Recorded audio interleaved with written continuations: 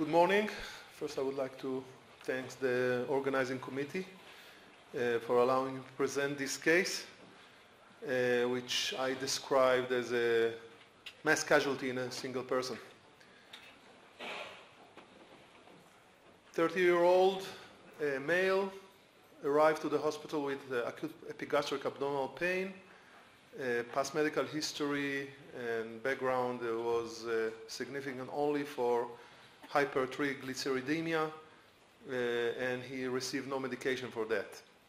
On admission, he was afebrile, no hemodynamic compromise, no respiratory distress, localized epigastric peritoneal irritation.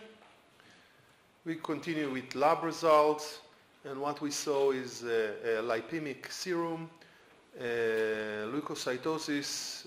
He was hemoconcentrated, as evidenced by hemoglobin of 17. He had increased level of amylase to 730. The normal is up to 120.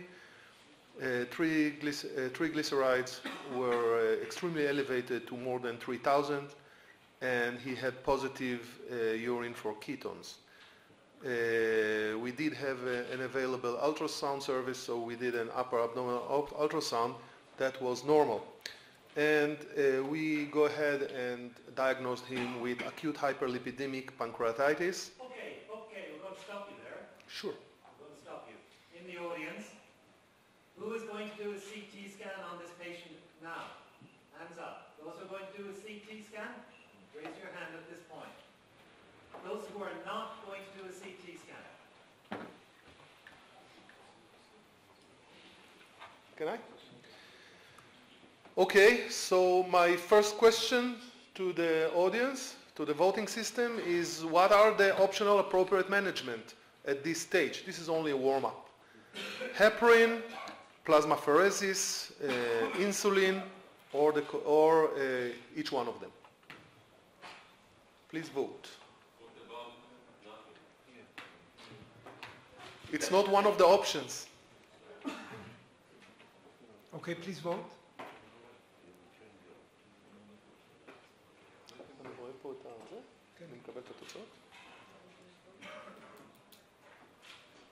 לא עובד?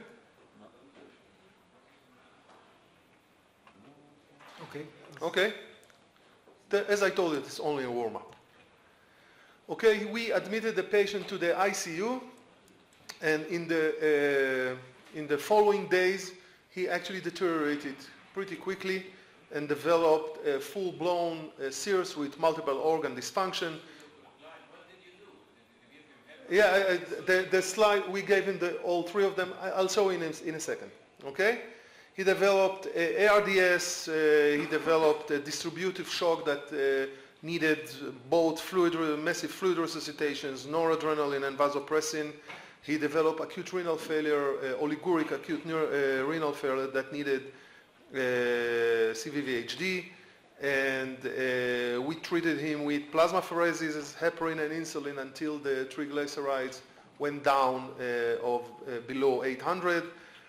We fed him through post-pyloric enteral feeding, and 4 days later he developed pneumonia that was proven in cultures, and he was treated specifically for that with specific antibiotics. Yoram, I'm going to stop you there. Stop. Okay. Are people happy with this patient's management to this point? Could this have been prevented? Anyone in the audience want to stand up and say they would have done something different at this point? You're all happy that this patient ended up in acute renal failure ventilated. Anyone want to have done something different? I'm still in shock. You're still in shock, yes? And this is only the beginning. Only 4 days. So if I come to your hospital, I'm going to end up in acute renal failure ventilated with acute pancreatitis? Yes. The way you drink. Yeah. Okay. No one wanted to change their mind. Anyone interested in the fluid? Who would have gone with a restricted fluid policy? Hands up, who would have gone with restricted fluid policy? Who would have gone with excess resuscitation? How much fluid did he get in the first 24 hours? I don't have the details here, okay, but we targeted the resuscitation for hypoperfusion markers. Hyperperfusion. So he got between roughly 4 to 6 liters, probably. At least. Were you happy in the audience? If you were the patient, did you want 4 to 6 liters? Hands up, who wanted 4 to 6 liters? Who wanted less than 3 liters? Okay. What was his intra-abdominal pressure? At that point, at that specific point, it was not increased. Any comments from the audience? This is about a case discussion. Okay? Okay? Dr. Klein, Yes. I have a question. Sure. So I'm a little confused because personally, I've never treated somebody with plasmapheresis. I'm not sure why you would give the patient heparin. And I would maybe give insulin if the patient was hyperglycemic. I think that in this case, there's no question that there's a huge correlation between hyperlipidemic pancreatitis and ARDS. So perhaps actually the ARDS has nothing to do with the fluid that was given. But I think Dr. Segru is bringing up a very good point. But so I'm waiting to hear the rest of the story here. But Okay, it has nothing to do, the rest of the story has nothing to do with it, but just as a response, this is the guidelines for a severe hypertriglyceridemia in the acute setting. This is the guidelines. Okay, plasmapheresis, heparin that induce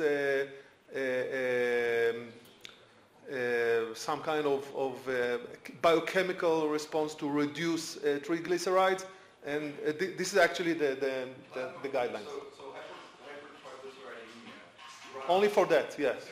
considerably in the first 48 hours. Yes. You do just nothing. Just by taking the patient off, food basically initially. Yes. Significant. In this level, Even without plasmapheresis. in this level of hypertriglyceridemia, these are the guidelines. Okay, we're going to move on here. We're not going Yeah, this is not the issue. Let me continue. Believe me, this is not the issue. Okay, by day 9 we did a CT scan, and we saw necrotizing pancreatitis. The necrosis captured more than 30% of the gland. Since the patient was in multiple organ dysfunction and he was septic, we continued with FNA and we received negative cultures. Yoram, Yeah. let's poll the audience. Who would have done an FNA on day 9? Who would not have done an FNA? 40% would not have done an FNA. Ari, why no FNA?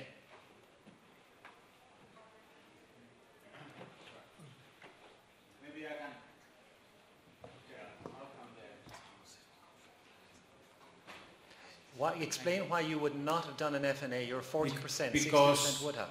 on day 9 it's very rare to have infected pancreatic necrosis. In fact, the most common reason for infection, if you have at that time, is either pneumonia or bacteremia for some reason. So first of all, we've pretty much given up FNA altogether because it's unreliable, especially at this early stage. I think it doesn't bring you anything new. Okay.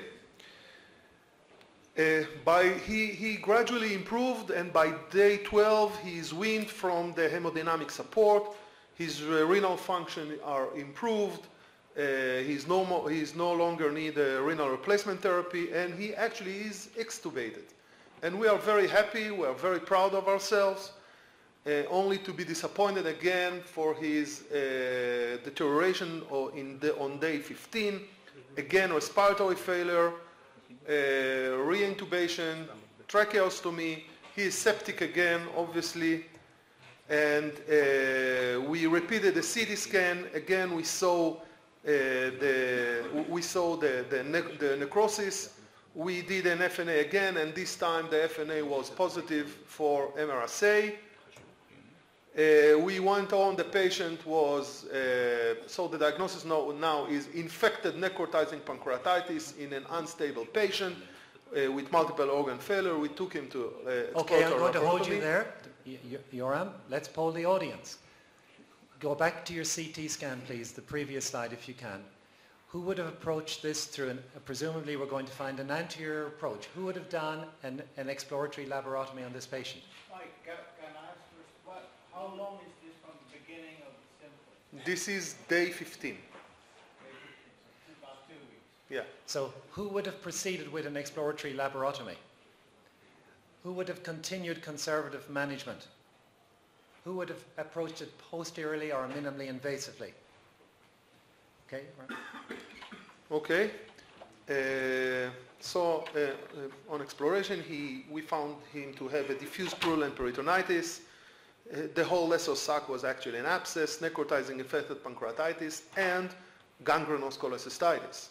So we went on and we did cholecystectomy, irrigation, drainage, and debridement of the necrosis, and we treated him on open abdomen using a Barker technique, vac pack. We started on a plan of planned laparotomies, Q48 hours, repeated bedside. We did it in the unit. We did bedside necrosectomies. He still required hemodynamic support.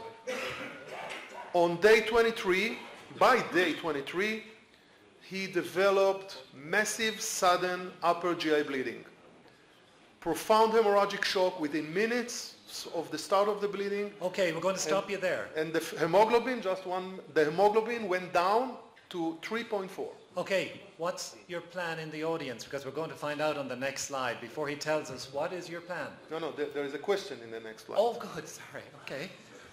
Okay, so we of course put him on massive transfusion protocol, and the bleeding spontaneously stopped without any intervention on our side. We did EGD.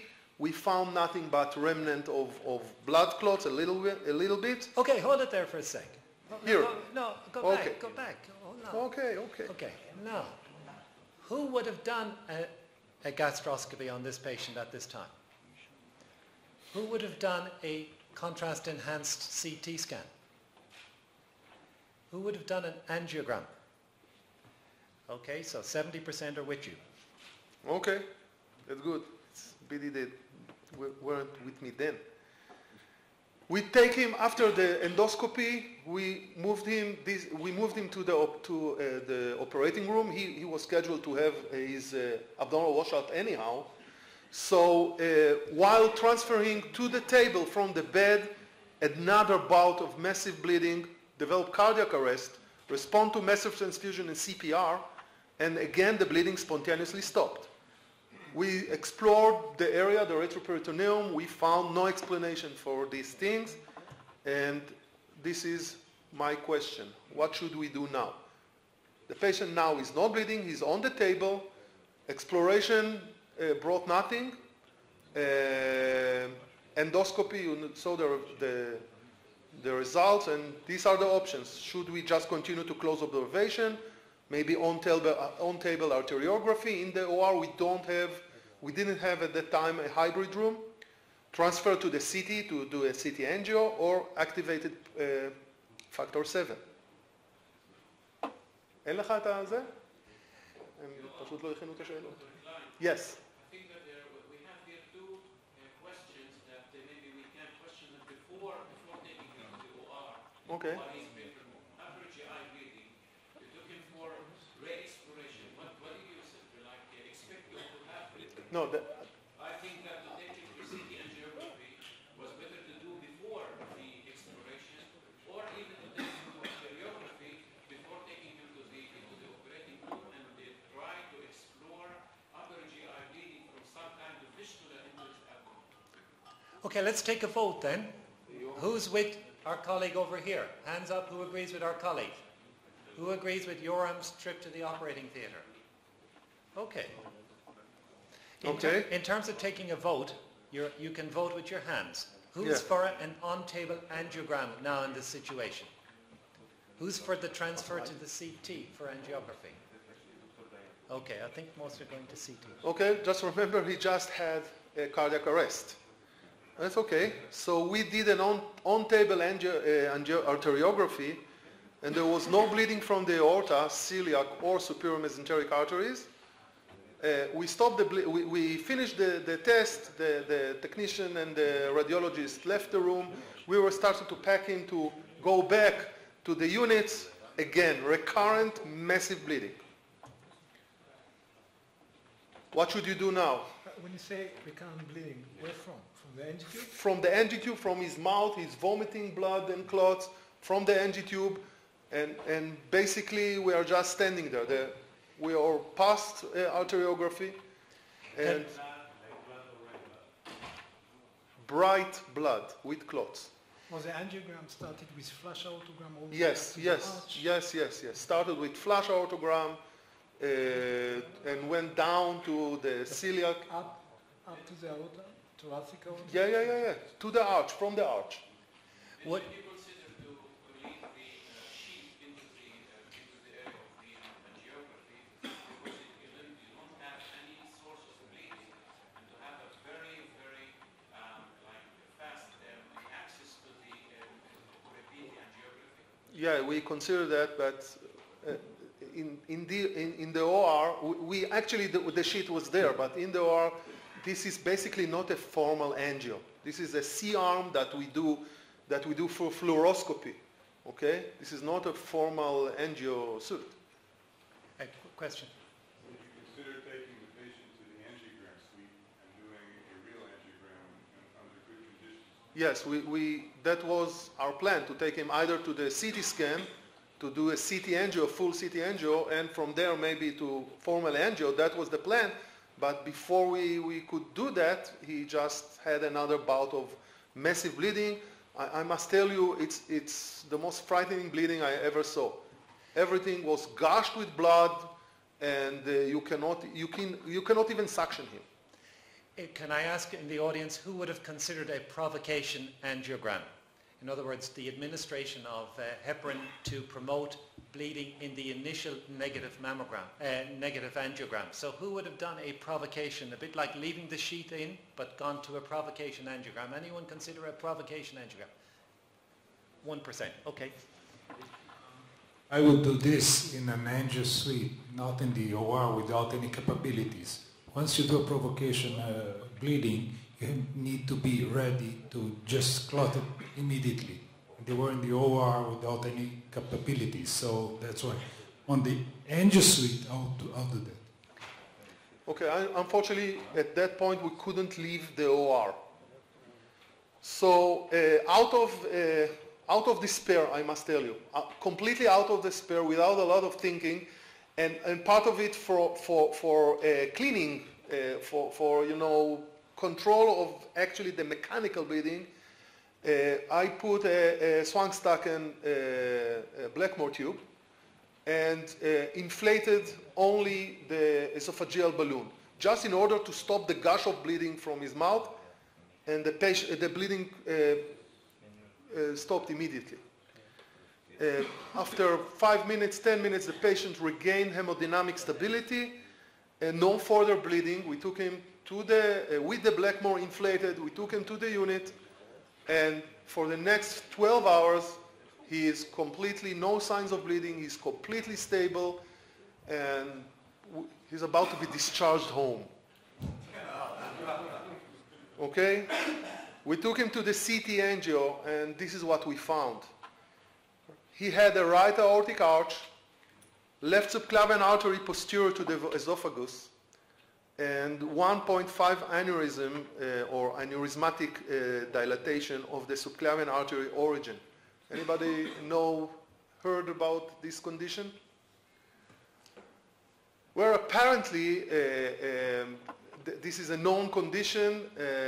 It was very frustrating. I called my mentor in thoracic surgery, Professor Best, Lyle Anson Best from Rambam, and after describing it for 1 second, he gave me the diagnosis. That was very... this is called the verticulum of Comorel. It's an anomalous origin of the left subclavian artery that go posterior to the esophagus. And this dilatation, this aneurysmatic dilatation, was just for, right now remember is 25 days. It was just posterior to the esophagus with the NG tube, okay? The NG tube and the post-pyloric feeding tube, and the pulsation just caused perforation and a fistula. Had he got a tracheostomy in, by the way? Did he ever have a Yeah, he had. At that point, he had. So, and this is how it looks. The diverticulum, it's, as I told you, it's anomalous. Here, we can see it here. At that point, sure. He's already 1 month. Yeah. That was the first CT of the chest? The to diagnose yes. PAP or so? Actually, that was the first time that he goes to a CT of the chest? Actually, yes, this is the first time, but in the previous abdominal CT scan, we could see that the aorta is on the right side. Nobody mentioned. But now we didn't do a formal CT angio. And even if we did, I'm not sure that I wasn't aware of this diagnosis at all. Thank you. So at that point, we had few options. One is surgical subclavian artery division. And the other one is endovascular. Endovascular aortic. No, now they have the question. So the question is what to do. Either to do a surgical subclavian artery division, to do a esophagectomy, endovascular aortic stent, or endovascular occlusion of the left subclavian artery. You can vote. You can use the system. Now you can vote.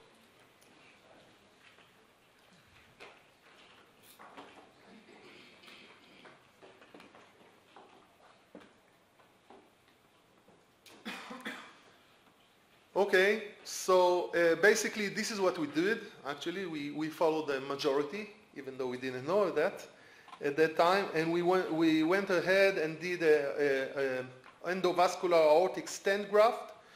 We occluded the origin of the left subclavian artery with an Amplacer, which is the plug that they use for the ASD. We deflated the esophageal balloon, and there was no signs of bleeding, and angiographically, we had good results. But then what about the esophagus? At that point, the esophagus is open. Well, it's not open to the space. He's had a fistula that is, the vascular part of it is occluded. This is how it looks. And after you see that you can't see the left subclavian at all, and you see the aortic stent here, and the whole proximal part of the subclavian is closed, and we are very happy. Day 14, the patient is on minimal ventilator support. He's awake, normal hemodynamics, normal renal function, no signs of sepsis. Clean granulated abdomen. We finished with. He's waiting now for skin graft for delayed planned ventral hernia. Massive upper GI bleeding. And the question now is, what should you do? And so we took him. We decided not to repeat the endovascular. Not to repeat the endovascular adventure.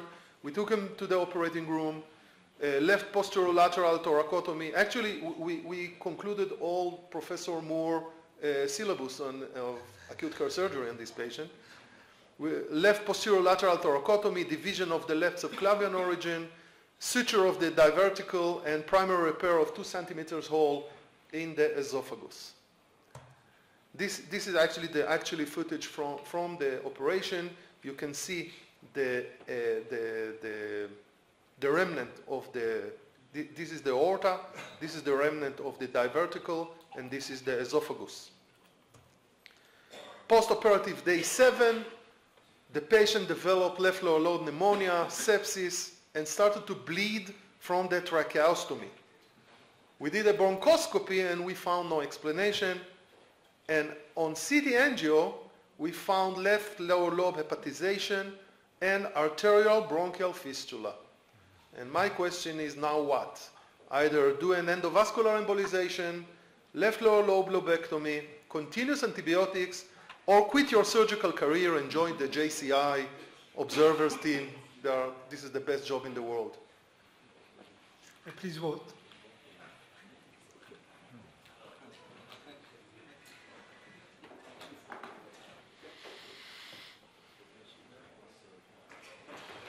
Okay.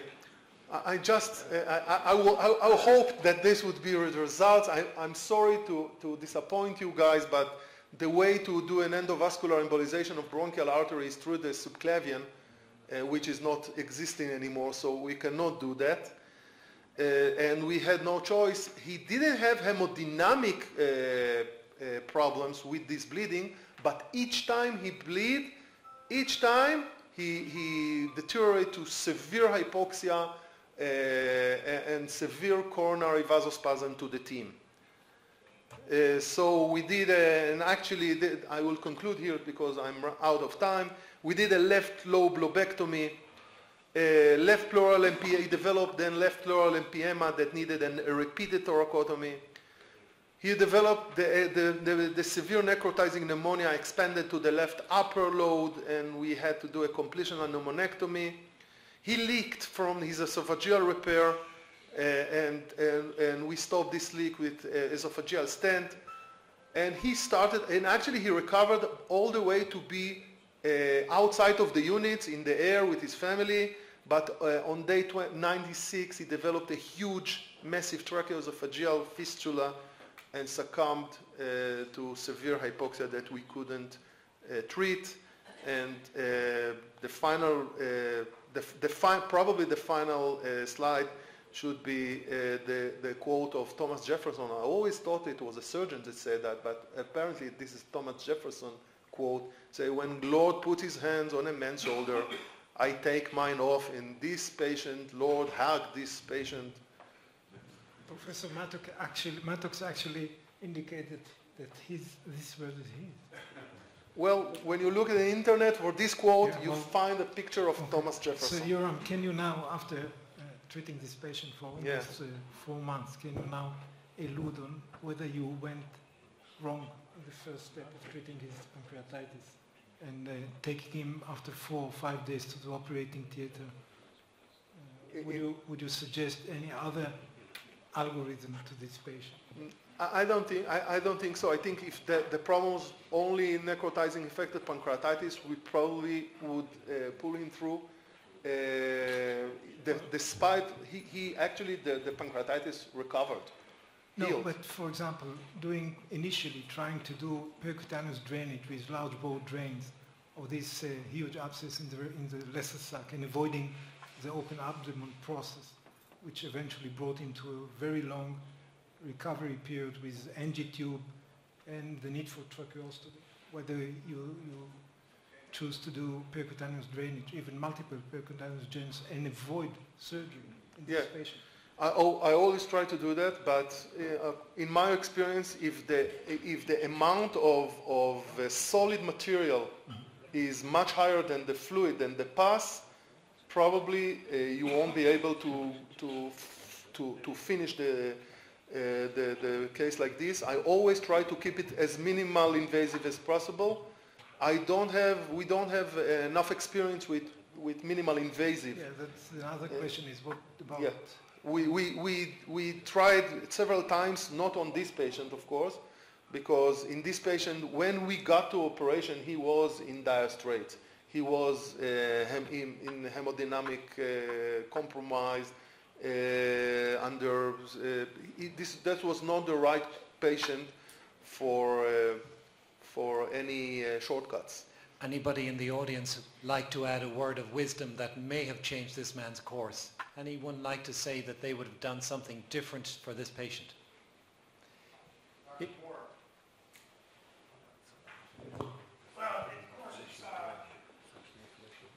it's always easy once you present a case, but I would argue that a consideration in this patient would have been a diverting cervical esophagoscopy. and not take the chance on repairing that esophagus, since it had clearly been an inflamed area and compromised tissue. Okay, I think that has been a fantastic presentation, a very honest presentation, and a very challenging case. And congratulations on your presentation. Thank you. We're now going to be joined for the second case by James Kirby, both from the UK. So thank you, James, for your presentation.